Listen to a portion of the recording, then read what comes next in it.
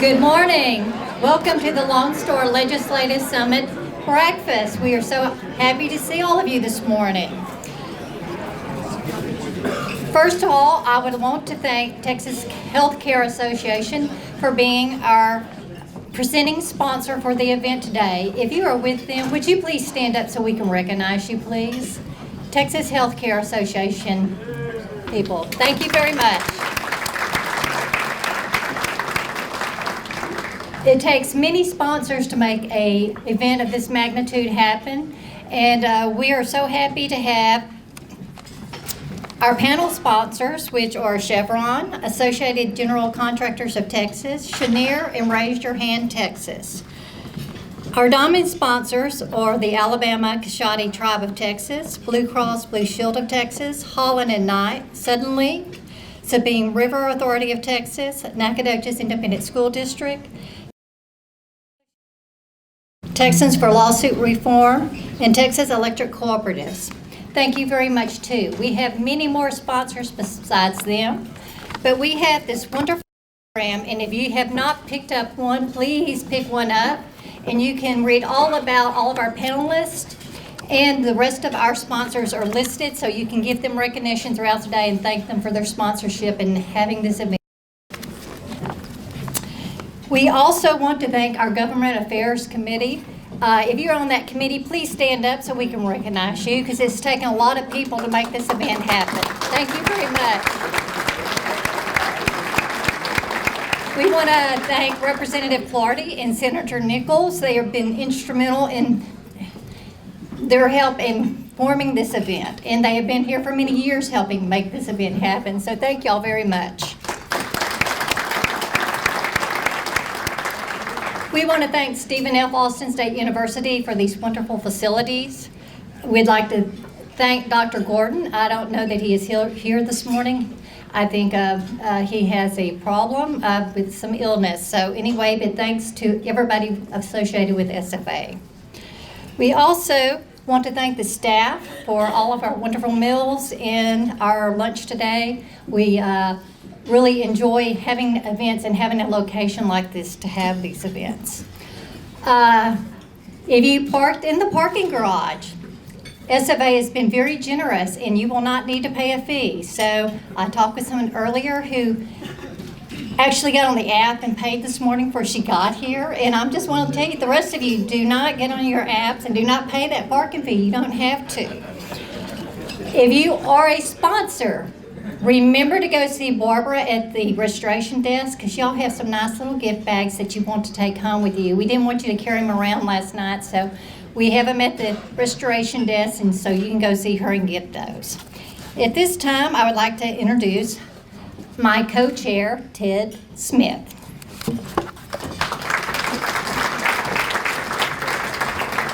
Good morning. Thank you, Donna. You know, I think everybody here knows all the ongoings that go on to put on an event. So if you would, help me give Donna Finley a big round of applause.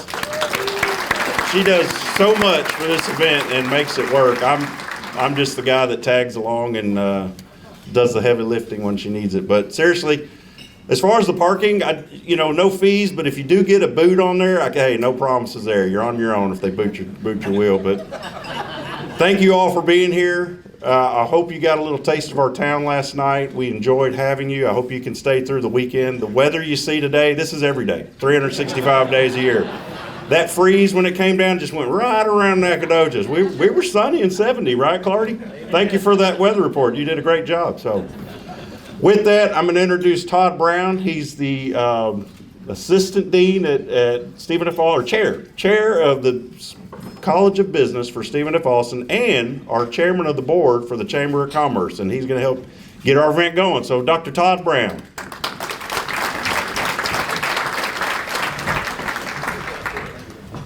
Well, I also want to give Donna and Ted a round of applause. They did a great job organizing this event. My name's Todd Brown, and I'm the chair of the board of the Chamber of Commerce this year for Nacogdoches. And I want to welcome y'all to Nacogdoches. And it's a beautiful time of the year to be here in Nacogdoches. And welcome you all to the Lone Star Legislative Summit. we appreciate all that the legislators do for us on a daily basis. You know, it was just about a year ago that a group of us went to Austin, and we went to visit a few legislators, and we went to the Capitol, and the front door was locked.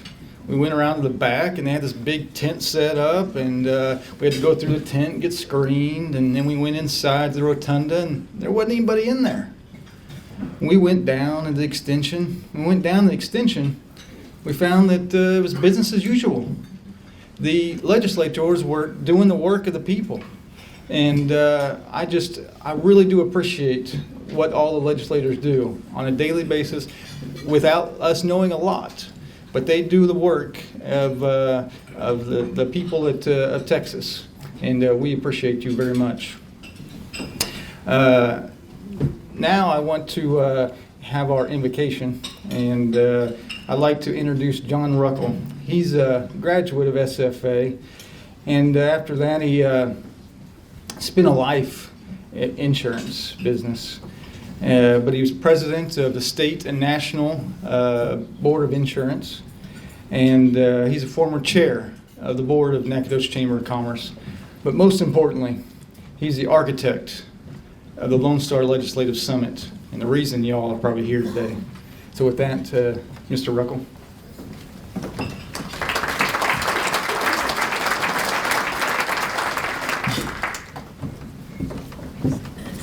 Good morning, ladies and gentlemen, and naturally I have to respond to that introduction.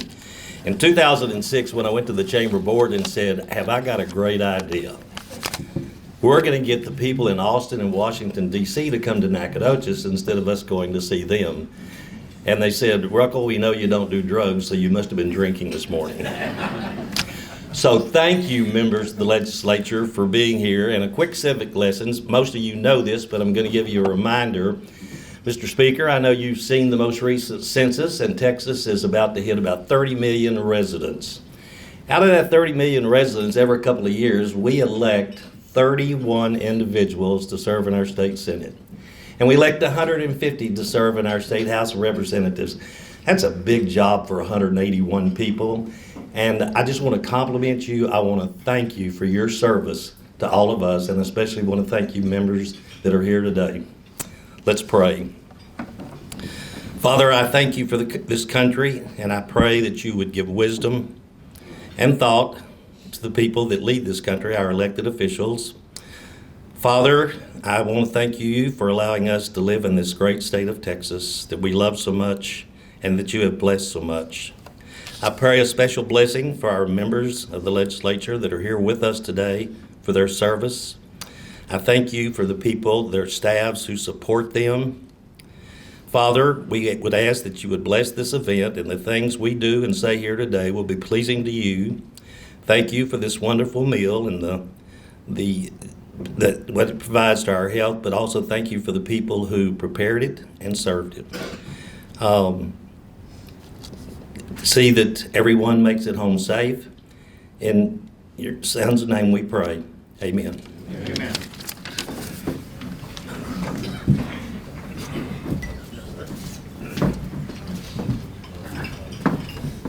Thank you, John. I appreciate that. Good prayer. Next, we have a welcome from the university, and Dr. Gordon, you know, is sick this morning, so we have the next best thing. We have Karen Gantz. She's the chair of our Board of Regents at SFA, and she's also a SFA graduate. So welcome, Karen.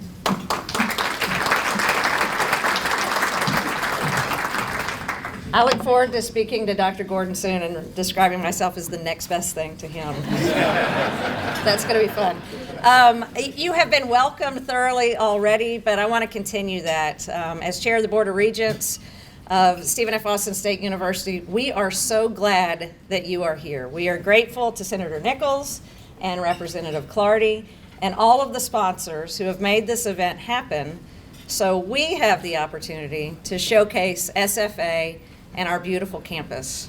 A few years ago, Governor Abbott was at this event, and he described SFA as the most beautiful college campus in Texas, and we agree. So we hope that you have the opportunity to, between sessions today, take a peek around campus, see our facilities, take a look at what we have to offer in Nacogdoches if you're not from here. I met several folks yesterday who said this is their first time in Nacogdoches.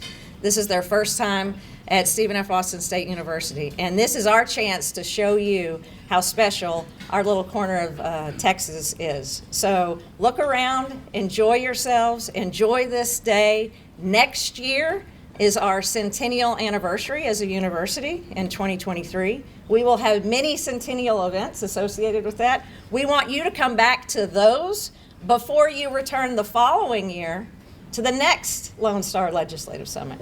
Until then, enjoy your day today, enjoy campus, and act some jacks.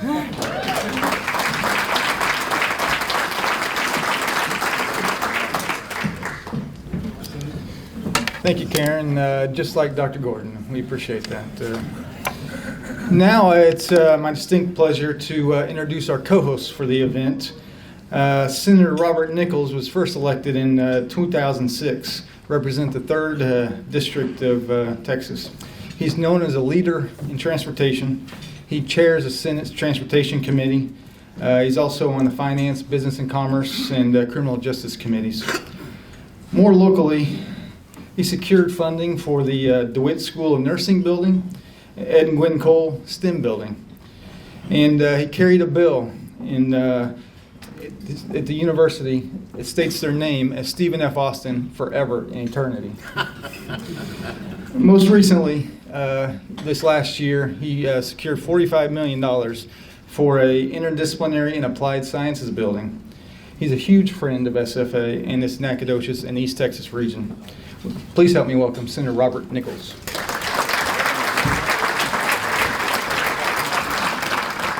If you haven't been welcomed enough already, you're going to get one more. They said that's what I was supposed to do. I did it last night. I'll do it again this morning. Thank very much Stephen F. Austin for letting us use your facility. As far as getting that money, I think Travis will tell you he got the other half of it on the House side. Nothing happens without the House and the Senate working together.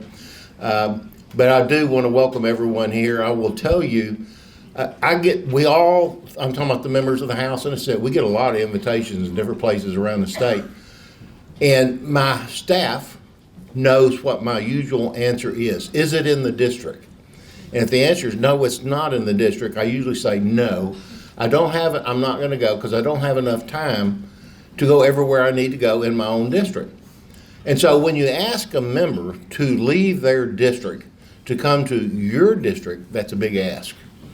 And so we recognize the efforts of the members of the House and the members of the Senate who are here today, who left their district to come to Travis and I's district. And it means a lot to me, and it means a lot to the people, not just Nacogdoches, but here in East Texas. We had people I saw from Jasper, from many counties around, who came here just to see and listen to y'all today. And so we greatly appreciate your efforts to be here, and I hope that you feel totally welcome, because you really are. Thank you.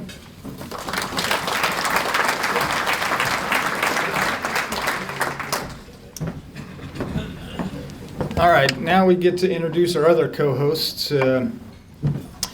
Travis Clardy. He was elected in 2013 to serve House District 11. He serves on the Elections Committee and Cultural, Recreation, and Tourism Committees. He's just appointed to a 4-year term to the Sunset Commission. And in 2013, he got our town, our city, designated as the Garden Capital of Texas. And how appropriate it is today. If you haven't had a chance to drive around the city, I highly suggest you check out all the azaleas that are blooming in town. I think Travis is responsible for that. He's fiercely defends SFA's independence, and along with those buildings that we announced, Ed and Gwen Cole STEM building, and he also got this $45 million interdisciplinary and applied sciences building, and $2 million for our Center for Advanced Research and Rural Innovation. We appreciate all those things. Please help me welcome Representative Travis Clardy.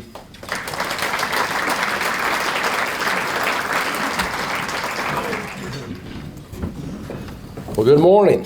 And Senator Nichols, let me show you a real welcome.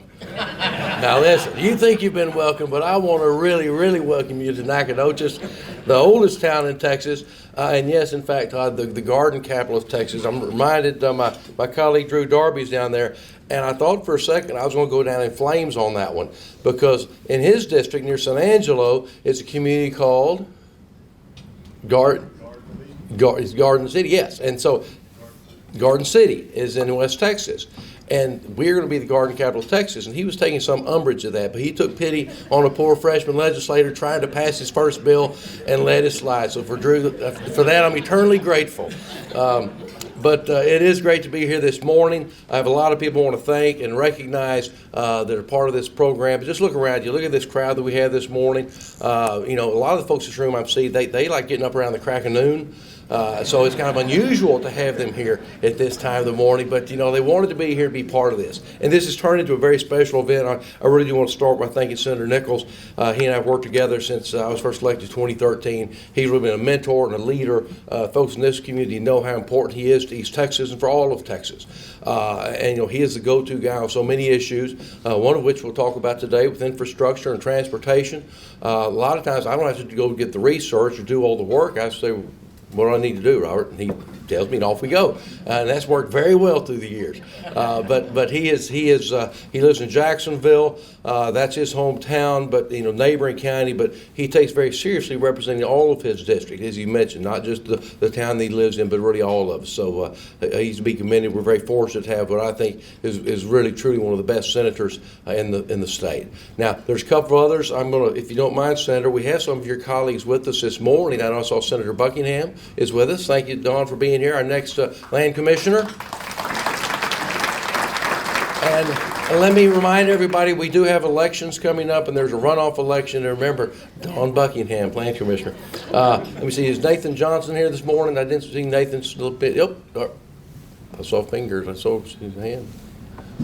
I keep seeing hands go up. I don't see Nathan. All right. And then also Larry Taylor, we saw him last night.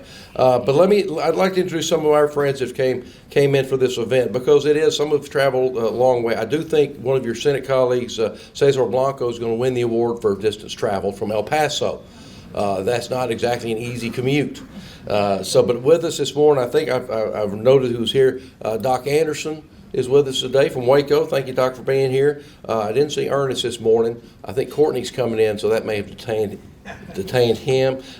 Keith Bell is with us from Forney. Thank you, Keith.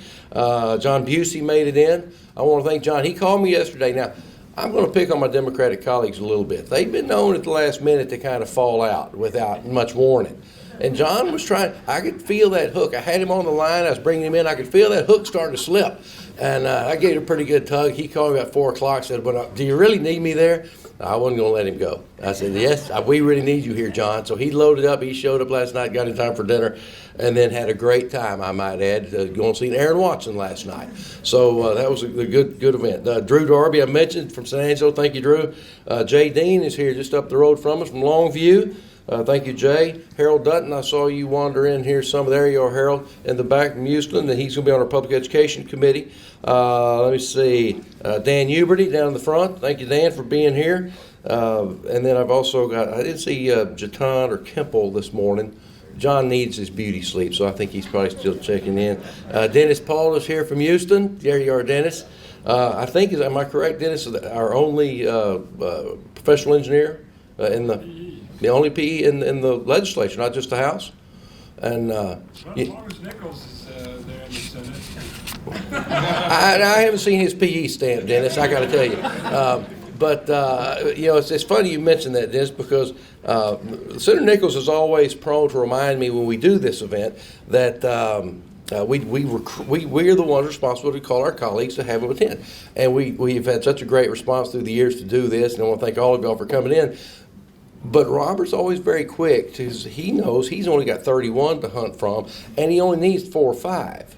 See, so he has to make a few calls. Well, I've got 150, and I've got to, winnow out the crowd and who's gone before and who needs to come this time and do all this stuff. So it takes a little time. We wound up with around 25. But he's always very quick to remind me, Dennis, that, one senator is worth 5 representatives. And I'm not sure about that math, but I'll tell you what, Speaker Phelan put me over the top because he was claiming victory, and I said we can't count each other in the totals to do the math. I said, now hold on, I got Speaker Phelan coming. He counts for bonus points, so I think I won this year on the invitations. So there's some other folks here I want to recognize. Matt Schaefer is in the room. Representative Schaefer, there you are, Matt. Just from down the road in Tyler. It's great to have Matt with us. He drove in this morning. He thinks he's going home this afternoon, but I'm not so sure about that. We're going to try to get Jason to come join us as well. Is James White here? Did I see James? Okay. All right. So, but it's a great lineup. I will say this about these panels that you'll get to see today. I remember the first time we did this and the impression I had, I knew these people well. We'd served together, and you build those relationships. But you don't get to work with all of them because you're on your own committees, you're not in some of the other rooms, so you get an acquaintance, but really not the knowledge of the members you serve with.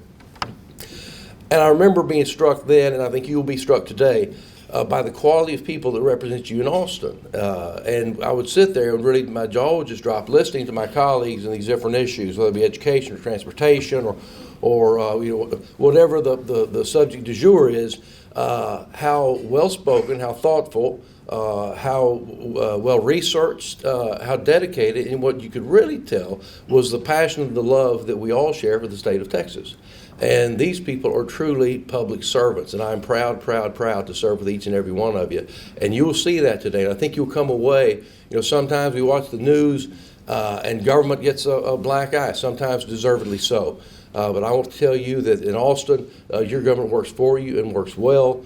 These are people that are dedicated public servants and that are on the job. I've had people show up, Senator, that they come see us. We have a hearing going on in the Senate and the House. And, we don't take lunch breaks or timeouts. We just roll. And so we'll be there 2 or 3 in the morning, and people don't realize that we do that and that we keep going. Several times this session, we had 24-hour plus days. Certainly the elections committee, some of the special committees. I'm not saying all to say that we're the hardest working people on the planet. There's a lot of people in this community and around the world that work very, very hard. But I do think it's important for you to realize that when they're there, they are there and doing what they believe is best for the state of Texas. And they work hard and diligently. And I hope you have the same takeaway that I had that first time when I look at these people, and that you should be proud of the quality and the integrity of the people that serve in legislature. That even includes Gary Van Dever, Drew. It does. From Texarkana, my colleague, and David Spiller. I'm starting to look around the room. David Spiller here, I'm not okay. Lynn Stuckey. Lynn Stuckey's here from Denton, and then John Rainey's here. Some of y'all. U-Shine is here. You guys are breeding out there. What happened? Thank you, man. Well, y'all always make me look good by showing up here. Anybody else that I missed on the rep side? Cody Harris snuck in here, and I tell you what, I'm proud to see Cody here. He inherited, I'm still upset about this, Cody, but I lost through the redistricting process, Cherokee County. I got that county in great shape. Perfect. And then Cody swoops in and takes it from me. But no, they're great folks. I'm really proud. He's going to do a great job. He's in Anderson County, Palestine, and he will do a fantastic job. He's been in D.C. Y'all just got back in, I guess, late last night. So thank you for being here, Cody. I didn't see you slip in. So we're going to put you to work. You're going on a panel. You just didn't know that. But, okay, anybody else? All right. Well, there's one fellow over here. We're going to talk about him in a little bit. So let me see who else we got here. We've got one fellow I do want to recognize down the front. There's several. After this event, the First Lady of House District 11 is not here this morning. Judy's getting ready for some other events because she's the president of the Legislative Ladies Club, and we're doing the Spring Fling, which she did back-to-back. We thought that'd be a good idea. Now that I'm running on a few hours sleep, I'm not so sure that was a good idea.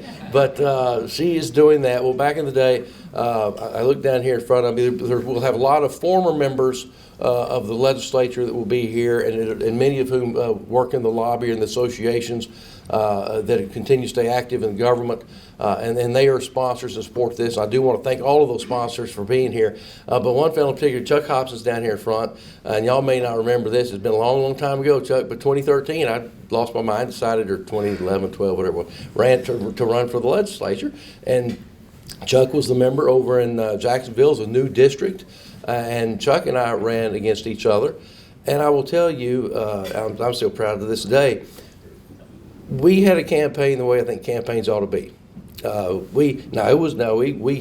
He's a pharmacist, and he'd call me an old dirty trial lawyer, and I'd call him a drug dealer, and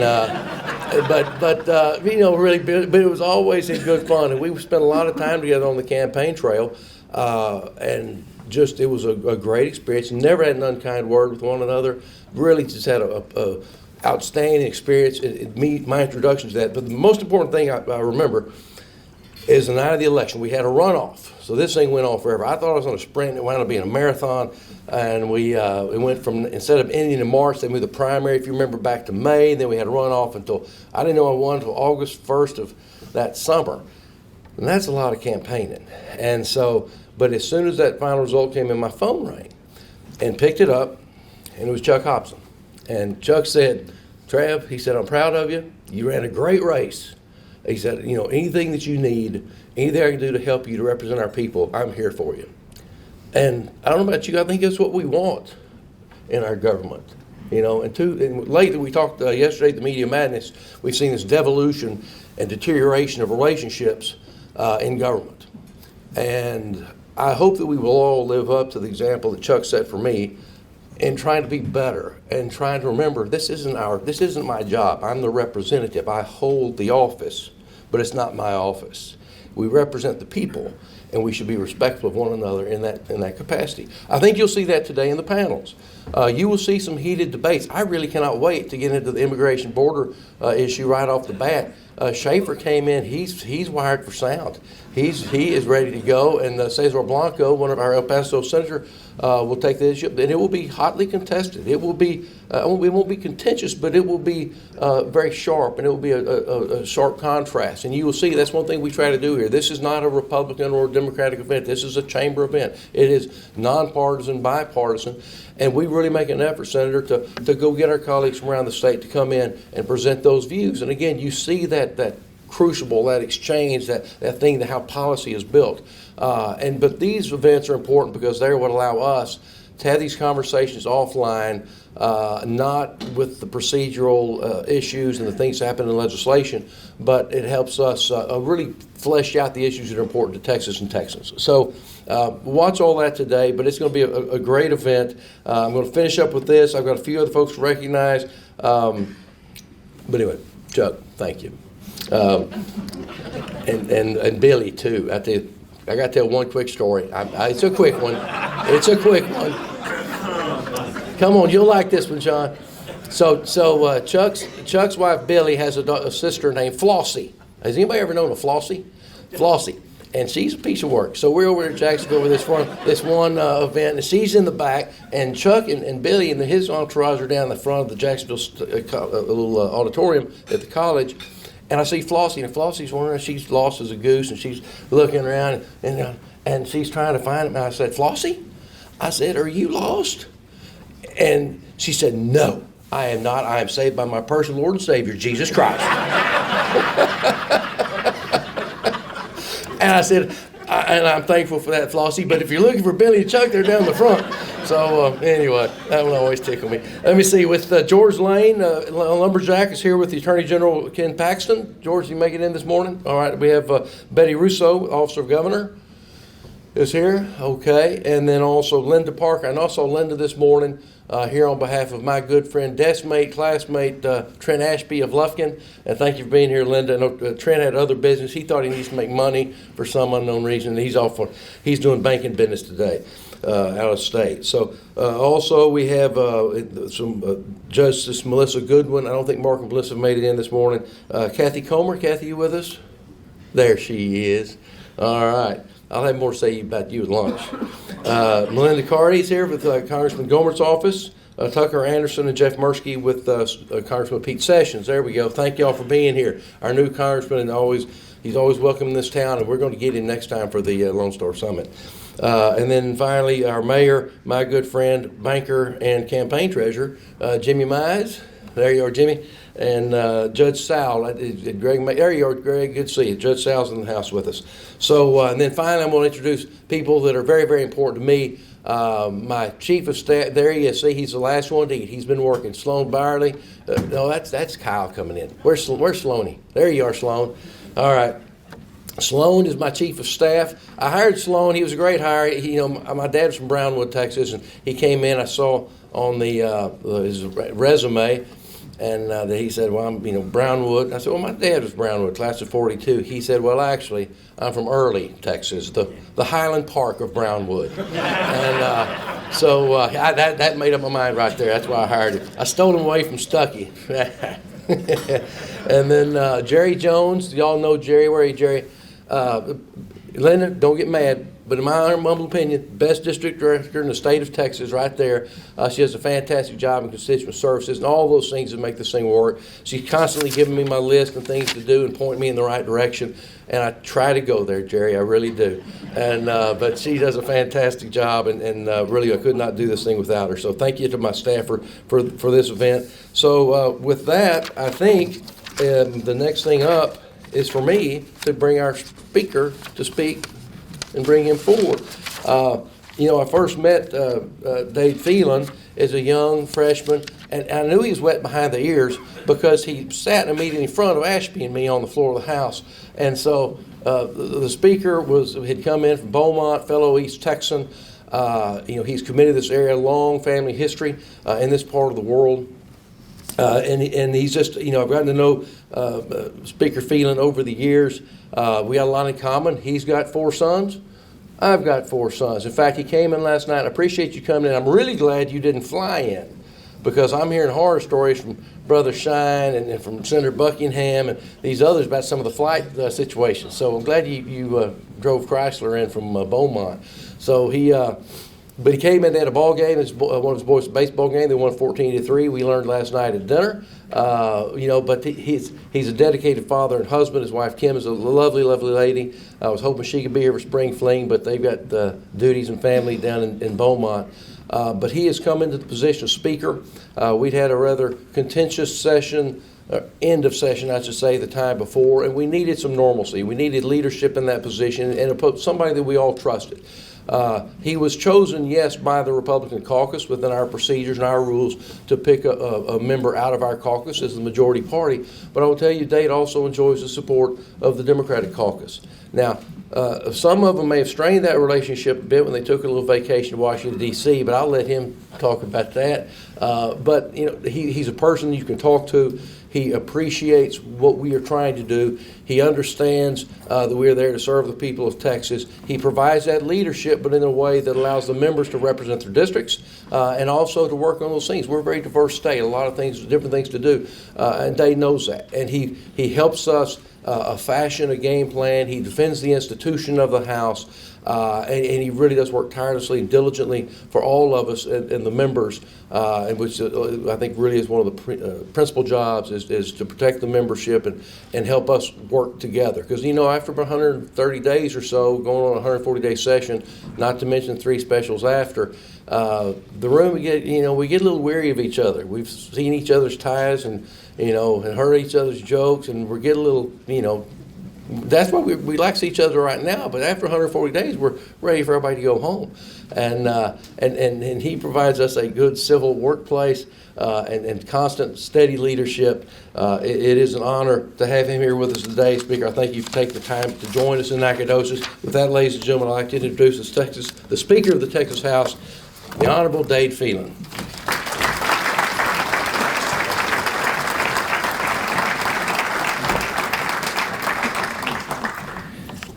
Of course, he doesn't pull the microphone down. Thank you, Travis. And I would say good morning, but after that, good evening.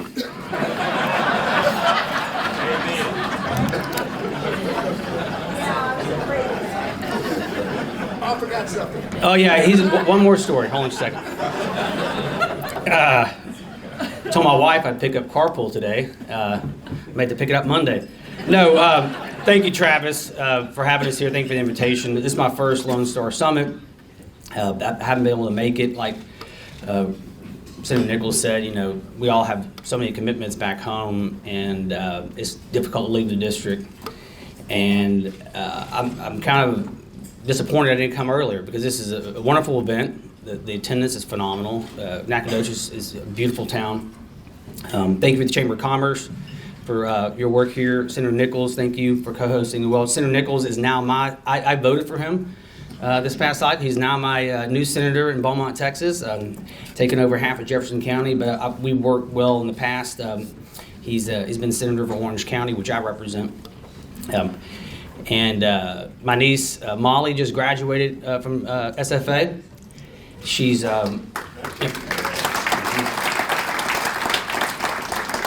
now working for Disney World, which we can talk about later, by the way.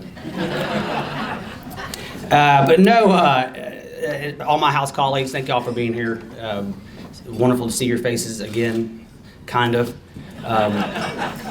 And senators as well, thank y'all for being here. I am now officially an East Texas state rep because I picked up Jasper County in redistricting.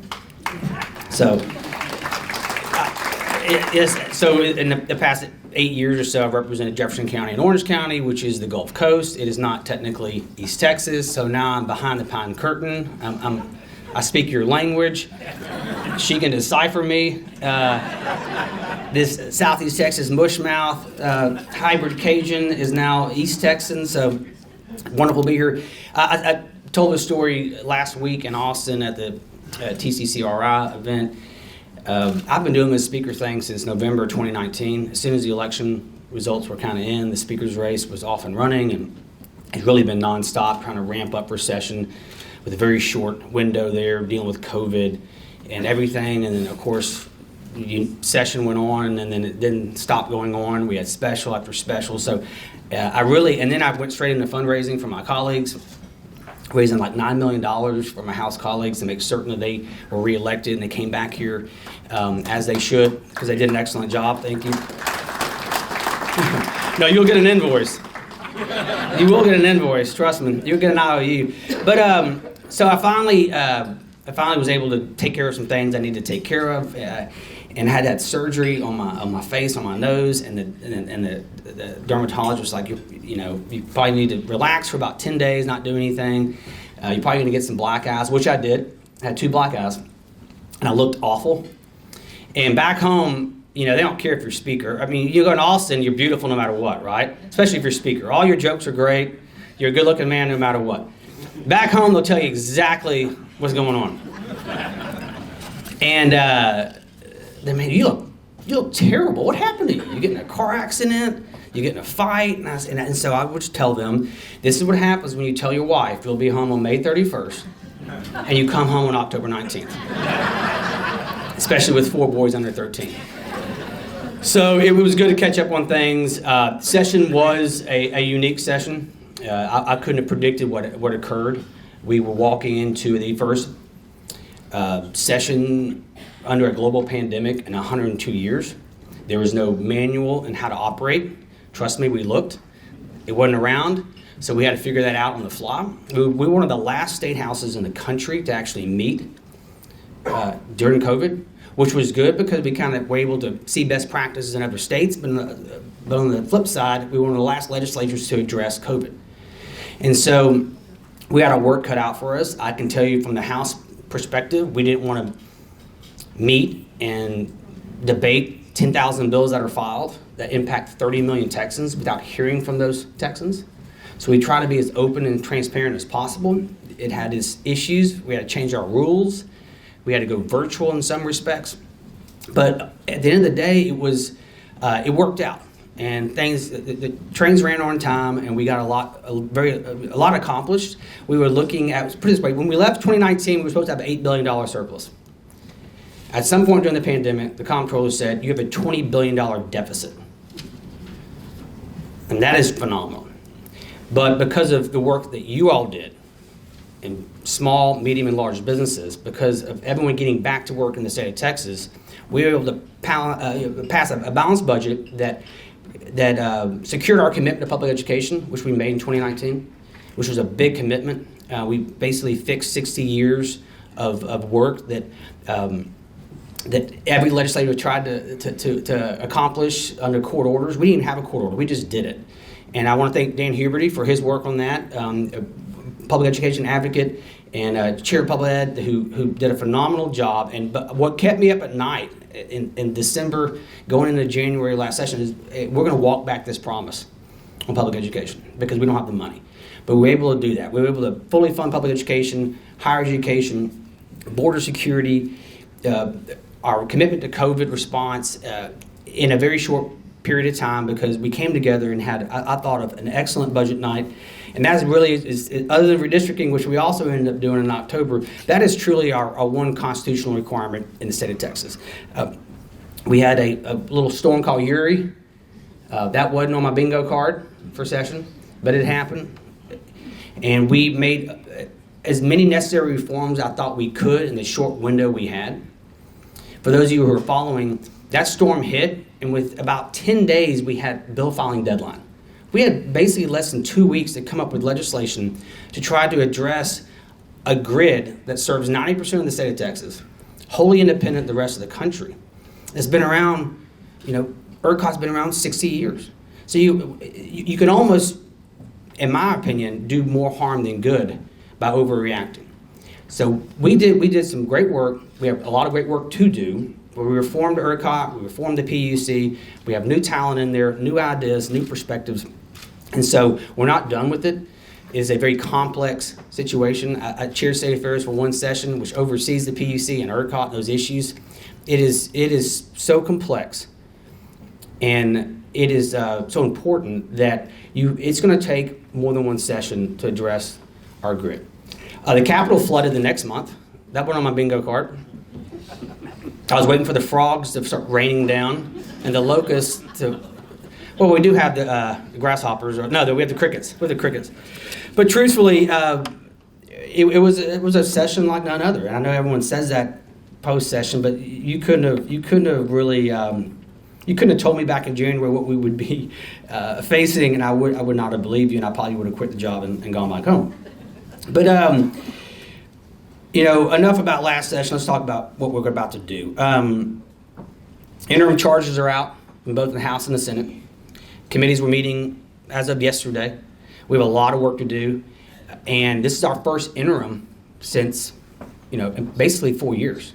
So we've not met and discussed these items in the interim since pre-COVID. And so for some members, they've never even had an interim. And it's amazing how many new members we have, but some even never experienced interim hearings. So that's up and running. The House, we really started interim charges about 3 or 4 weeks ago. Roughly, the Senate did it last week. A lot of our priorities overlap. A lot of them do not. I can tell you, I care about very few items because I let the House kind of run itself and let the members decide what they want to do and how they want to vote their districts. But criminal justice reform is an issue that I will continue to push. I think Texas has led on it in the past, and we need to continue to lead on it. It's economic development, in my opinion. We have so many individuals moving to Texas and so many that already live here, and we have fallen in love with the penal code. We love to prosecute people. We love to penalize people. Just being from Southeast Texas, I love the statistic. There are 13 different felonies that you can be charged with on the illegal harvesting of an oyster. You can go to prison 13 different ways by taking a bivalve out of a bay or estuary in the state of Texas. We love the penal code. And the point is, you need to get back to prosecuting and punishing those that we are scared of, not mad at. And so I think the state of Texas can lead on that. We have in the past, and we should lead on that going forward. And the House has passed, last session in particular, passed a bunch of legislation to address that, second chances. We want to respect the victims. We want to make certain we have robust public safety here in the state of Texas, but we need to take a fresh perspective on how we administer our laws. No one has more individuals locked up in jail in the state of Texas in this entire world. We have 150,000 people on any given day incarcerated right now. And truthfully, I think that the future is juvenile justice reform, which we had a hearing yesterday on. And truthfully, when you start getting into that area of law, it's insane what we do to children. You all know about CPS. You know about what's going on in our child welfare state and our whether it's foster homes, especially post-COVID. These children age out of that system, and where do we put them? TDCJ, because we have nowhere else to put them. Healthcare reform. As a Republican, we typically ignore healthcare, and we just say no, no, no. And the Democratic Party sends ideas our way, and we just say no with no alternative. And so there was another priority of mine last session was to let's get into healthcare reform. Let's look at it from a free market system. Let's talk about transparency and accountability. Because it's an item that when you sit down at the kitchen table and talk about your budget, it's probably number one. It's probably the most thing people spend on is healthcare. The number one item is healthcare. And Texas can do better about that. And we passed, I'm not going to get into all the legislation we passed last session, but it was phenomenal. Bobby Jindal, former governor of Louisiana, my next door neighbor. I feel like I represent half of Calcasieu Parish and Cameron Parish. I feel like they're in my district. But he wrote a really phenomenal op-ed in the Wall Street Journal praising not what Louisiana did on healthcare reform, but what Texas did on healthcare reform last session. And how we created the model. Texas created the model for healthcare reform. And other states should look at what we did on whether it's hospital pricing and transparency or prescription drug. We have a new prescription drug program that's not up and running yet. It's still working its way through the rules process, but it truly was excellent reform. As a pro-life Republican, I feel like we should protect life from the womb to the tomb. And so we did things on maternal mortality that Texas has never done.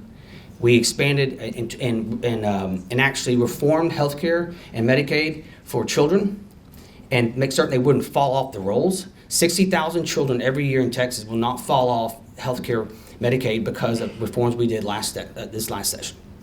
And so we're putting our money where our mouth is when it comes to children's health, and we're not done. We're gonna keep moving forward. The workforce development, as this state is just unbelievably blown up right now, as you all know. Workforce development is a huge. We need to obviously align industry needs with education, make sure there's unbelievable synergy there. We've done great work. We have a lot more work to do. Infrastructure. You can ask any voter right now what they feel about infrastructure. It'd be the top of their list. It is voters approved infrastructure. Just as past constitutional amendment 2021, they overwhelmingly supported Prop 2 to allow counties to pass bonds for infrastructure in underserved and blighted areas. Infrastructure improvement is something that the state is probably far, far behind on, quite frankly, given the size of the state and the growth of this state. So that is something I think you're going to see the House be very, very interested in, and we're going to have a robust discussion on infrastructure, because I'm going to get to some economic numbers that are truly amazing here in the state of Texas that could support this type of investment. And last thing, affordable housing. This is something that's kind of come on my radar just in the last month or so. And I have affordable housing in Southeast Texas. We don't have the kind of crazy spike in growth that you see in the larger cities. But I had a meeting with these individuals who have just moved to Texas, mostly in the Austin area. And I was meeting with them, and one guy who's an interesting guy, he's from Poland, and so I was like, "What do you do?" He said, "Oh, I started this little company." "Oh, which one is that?" "PayPal." "Oh, okay, PayPal." I've heard of PayPal. But they've all moved here, to get away from California. I mean, we've heard that a million times, but they're leaving California for various reasons. But one of their biggest concerns is affordable housing. How are these workers, if they're going to move these companies here and relocate 5,000, 10,000 people, where are they going to live? And I think the solution, as a Republican with a conservative mindset, is you look at, let's say the Travis County, Austin area. One individual was going to buy 600 acres, and he was going to start his own housing development. And he was going to basically underwrite it and for his employees. And then he started seeing the setbacks and all the permitting he had to do, and all the environmentals, and the different materials he was required to use, and the threat of not being able to have things like natural gas, and all the different requirements that area of the state were going to pile on top of him. He said, "There's no way I can't afford this. I can't make it work." and I'm worth like $9 billion. So if he can't do it, who can do it? And so I think we have to look at the regulations, and I passed a bill in 2019, and I still get grief for it from some communities, but there are communities out there, cities that were requiring, like for instance, your home had to be built completely in brick. You couldn't use EIFS, you couldn't use stucco, you couldn't use wood, because we've only been building houses out of wood for 10,000 years. And what they were doing is they want this homogeneous society that everything looks the same and the property values are super high, because that benefited them. But it wasn't right, it wasn't fair, and it drove up the cost of housing. And then there were other cities that went there and said, oh, now you have to have a certain pipe inside your home. You have to have a certain shingle on your roof, driving up the cost. So I think we need to look at that in the legislature and say, what is causing the spike in housing costs? What is affordable housing, and how do we do it? And maybe take a hard look at some of these ordinances where they're creating winners and losers, where you have to buy a certain product, and all it does is drive up the cost. It doesn't make the home any safer. And so affordable housing, I think, especially in these times of inflation and supply chain issues, is something that Texas really needs to look at, because it is. If you're looking for a home right now, God bless you. I've seen the prices and I've seen the inventory, and it's not going to get any better. So maybe that's something the legislature can look at as well.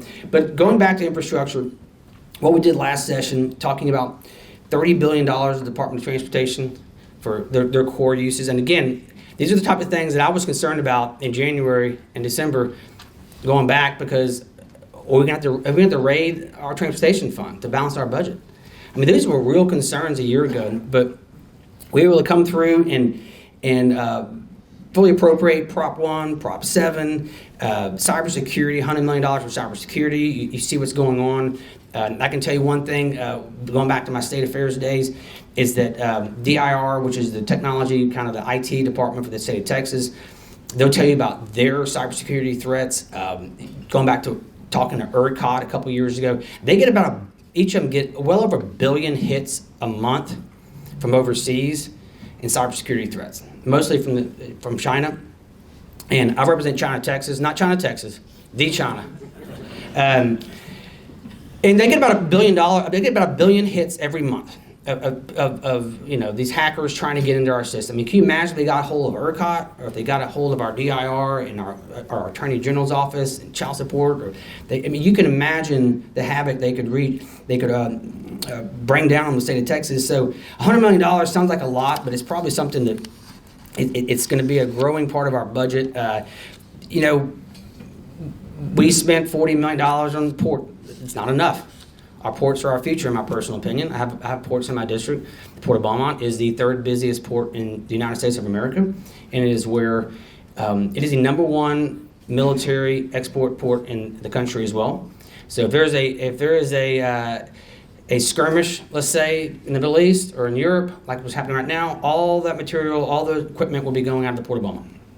And so we need to do more. It's good for our roads to get it off the roads and onto the ports and onto the water and onto our intercoastal canal and parts beyond. But we fully funded our entire infrastructure package despite COVID and despite public education. Now we have $1.2 trillion coming from the federal government to the 50 states. And some of it is earmarked for very specific projects. But Texas is going to get approximately $35.6 billion in infrastructure support from the federal government over the next 5 years. And some of that will go through existing measures, existing programs, and which is fine, but I can speak for every legislator in the room, especially Matt Schaefer in the back. The legislature needs to have input. We need to have oversight. We're not going to just give it to state agencies and say spend it how you spent it in the past, or spend it how you want to spend it. And I hope I'm not stepping on any toes here. Let's say, but TxDOT, they have their own funding formulas, and I may not agree with those funding formulas because I come from Southeast Texas. I don't represent Houston or Dallas or San Antonio, so Austin. we all need our fair share of infrastructure spending. And so, whereas the federal government wants to send it straight to the agencies to have them, to appropriate that, there has to be oversight from the legislature to make certain that areas like Nacogdoches are represented with that $35 billion. And so,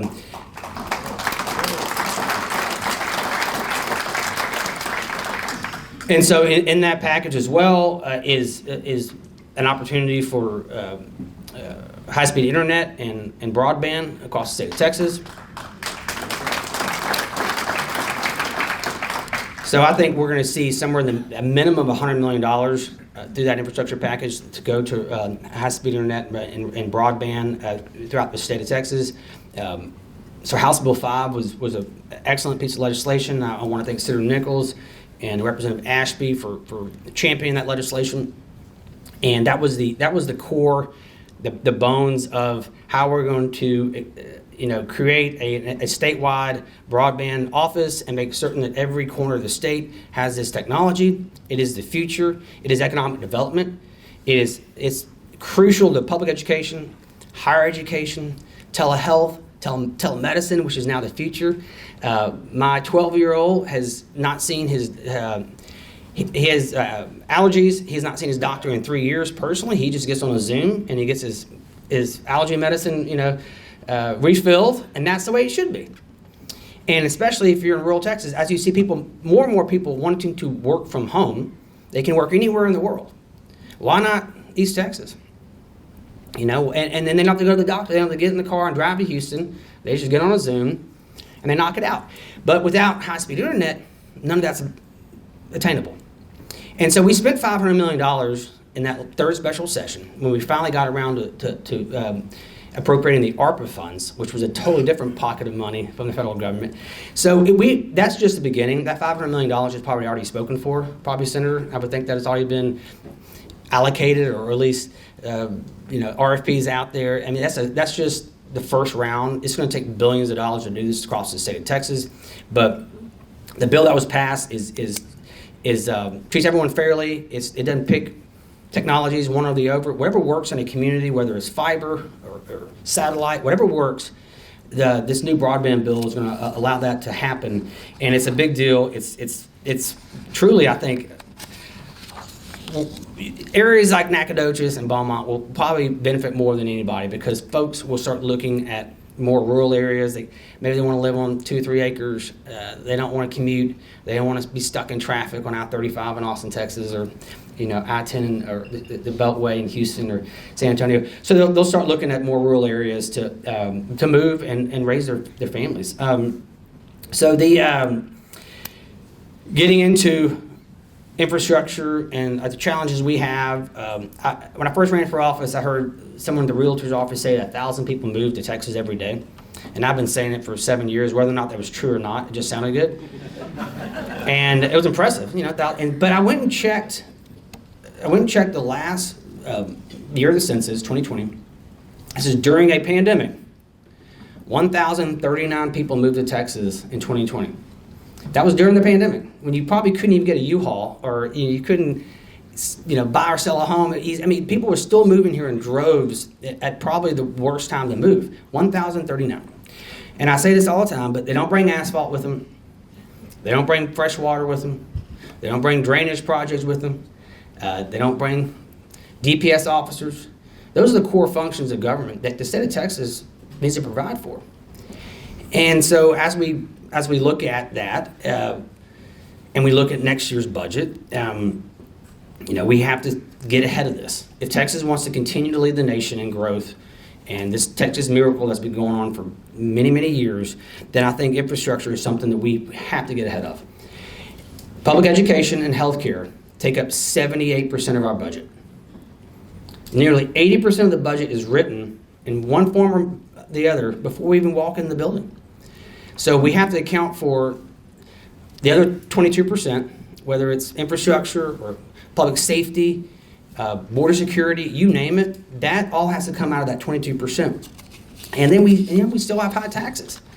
The property taxes are through the roof, and I think that has to do with the appraisal system, and that's something else I think the House should take a long, hard look at. So those are our challenges as we go into next session. They're good challenges to have because there's a lot of good growth. So let's talk about that growth. We added 77,800 jobs in February. We've made those type of job growths 21 out of the last 22 months. And that's significant because you go back 2 years and you realize what we've been through the last 2 years. To have that type of growth, I mean, no other state is even close to that. This is the 4th consecutive month of record-setting job growth. Each of the last 4 months, we've beaten the previous month. And that's in the history of the state of Texas. We're now at over 13 million jobs, which is an all-time high, beating the January of 2022 high. Our employment grew by 6.7% this February compared to last February. And we were doing okay last February. And that just goes to show we weren't in the middle of in the draws of COVID. That's the kind of growth we've seen. This is the really exciting stuff. If you want to talk about appropriations and possibilities for infrastructure and tax reform, March sales tax was up 28.5% from last March, and that is even if you go back to pre-COVID March of 2019, it's still up 9%. That's the type of growth we're seeing here in Texas. All know about oil. It's averaged about $91.64 with just about 340 active rigs. And let me tell you that represents, that rig count is nearly 50% of all the active rigs in the country are in the state of Texas. Half of all active rigs are in this state. And we are driving the entire nation right now when it comes to energy and energy independence, and we need to continue to do that. The sales tax is up $3.37 billion, right at $3.37 billion. So if you go back and look at, again, last March, that's 28.5% above last March. Now you imagine what kind of revenue projections are going to be coming. Motor fuels taxes up 19%, oil production taxes up 101%. Natural gas production is up 150%. Hotels up 55%. And that's important because I don't think many Texans understand how big of a deal the tourism industry here is in Texas. The fact that the hotel taxes are up 55% means that people are going back out. They're traveling, whether for business or for leisure, and that is great for cities and counties and for the state of Texas. And then alcohol beverage taxes, because of the margaritas that go, is up 27%. And I tell the story all the time too. I went and picked up food for the family the other day, and I'm sitting there waiting for my order, and this guy walks in, he gets his food, and he walks out with 4 margaritas in like styrofoam cups. I'm like, you can't do that. That's illegal. I was like, oh no way, we passed the bill. Like, I think I was there for that. You can't. I was like, I'm calling the cops. This is ridiculous. So. As of right now, and not to try to outdo Glenn Hager, but as of right now, in talking to his office, the estimated general spending for the state of government going into the next session, as of now, is $135.32 billion. That is just the state side. That is up 15.1% from last session, which gives us a $11.99 billion surplus as of right now. If we were starting session right now, it'd be $11.99 billion surplus, which means it's probably going to be more than that going into the next session because of what's going on, the economic activity here in the state of Texas. We also have $12.6 billion in the rainy day fund, which I would predict hits its statutory cap before we go into session, meaning you can't put any more money in it. And Hugh Shine told me the other day, not to date you, Mr. Shine, but he was part of the original rainy day fund bill. And he's, what was a healthy balance y'all thought back in the day? $100 million. He thought $100 million would be a good, healthy balance of the rainy day fund. It's at $12.6 billion. And what Mr. Hager will tell you is when he goes to Washington, D.C., I'm probably not Washington, D.C., when he goes to New York and he talks to the credit agencies, and I've heard this over and over again on appropriations, they will tell him, it's great you have this rainy day fund. It's the most robust, healthy in the whole country. That's awesome. And it shows you've You've been conservative in your spending, as you should be. But $7 billion, $7.5 billion is probably a healthy balance in that fund. What you're lacking in the state of Texas is quality infrastructure. Your infrastructure is not keeping up with your growth. Your infrastructure is old, and it needs to be, you need to think long and hard about your roads and your bridges and your waterways and everything else, your water supply, you name it. You're growing that fast. So they're telling us the piggy bank, it's great to have all this money, but you need to start appropriating some of that money on capital expenditures that reflect your growth in the state of Texas. And that's coming from people much smarter than I in New York City telling our comptroller that. So with that, you've got this $11.99 billion surplus as of today. You got $12.6 billion in rainy day fund. You got $35 billion in infrastructure spending coming from the federal government. We have $3 billion in ARPA funds, which was the COVID appropriation from Congress that we did not spend from last session, that many of us were talking about spending on property tax relief. It all adds up to a very great opportunity here in the state of Texas to address, again, infrastructure spending and how we prepare for our growth and property tax relief.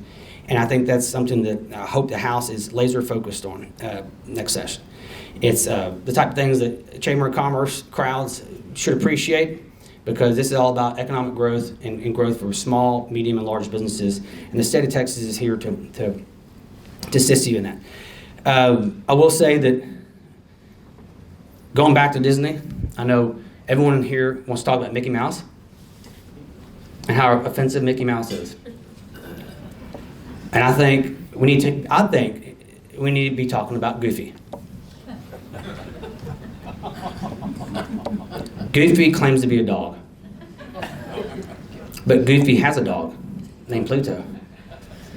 I find that offensive. So if we're going to talk about Disney characters and we're going to be offended by Disney, I think we need to be focused more on Goofy and less on Mickey Mouse. And again, my niece, who graduated from SFA, enjoys her job at Disney, and I would hate to see her move back home and be unemployed. But the House is going to focus on these issues. These are serious kitchen table issues: criminal justice reform, healthcare reform, infrastructure, the quality of life issues. We're going to be laser focused on that. And I will say, this morning I woke up and turned on the TV, like many of y'all have done for the last month, and you see what's happening overseas. You see what's happening in Europe. You see what's happening and the atrocities.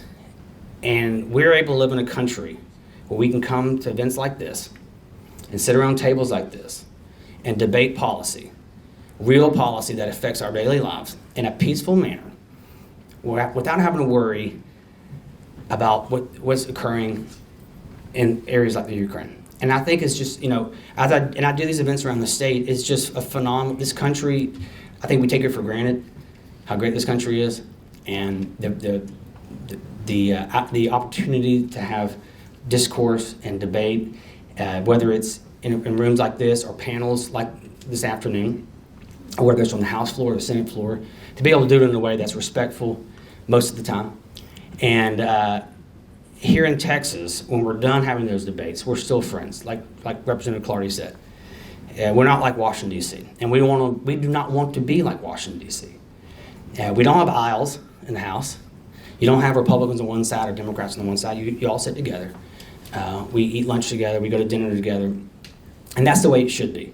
And then at the end of the day, we all go back home to our districts, and we live underneath those laws that we pass.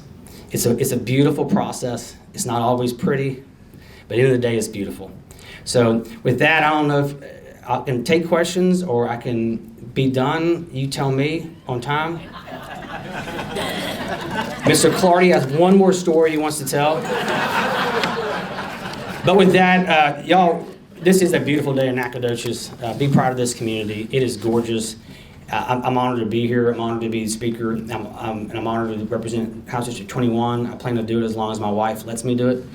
But it's a phenomenal job. And I speak for all these House members and senators.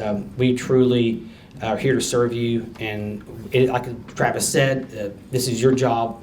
This is your office. We're just really lucky and fortunate to be able to hold that office for a little while. God bless you all. God bless Nacogdoches, and God bless the state of Texas. Thank you all.